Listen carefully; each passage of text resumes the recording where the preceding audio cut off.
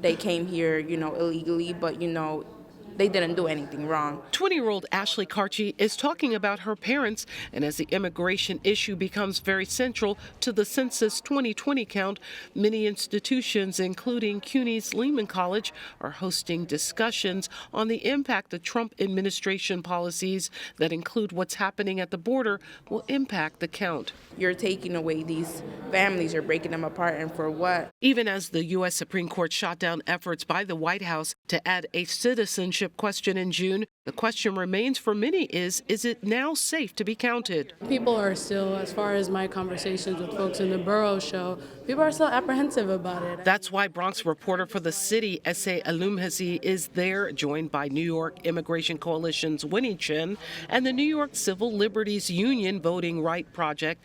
All were part of a panel discussion with the goal of clearing up misinformation and letting New Yorkers like Carchi know that they can be counted, whether they are an immigrant or not, and be protected under law. It's important the community knows that we do not reveal your data, your information. There's so many fantastic advocates. Lehman College has done a lot. The Bronx has a complete count committee.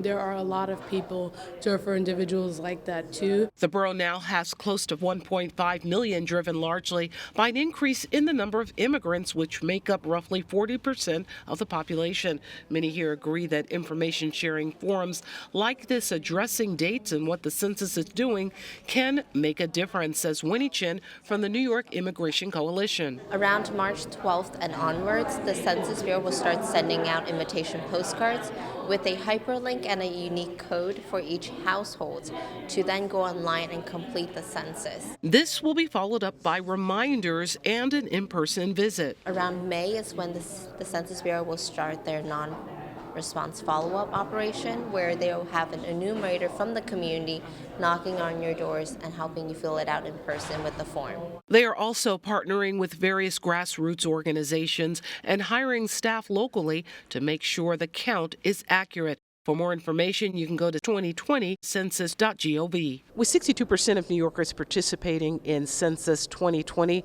the hope is that this gathering here tonight makes a difference and encourages people to participate in Census 2020. For BronxNet, this is Arlene Makoko.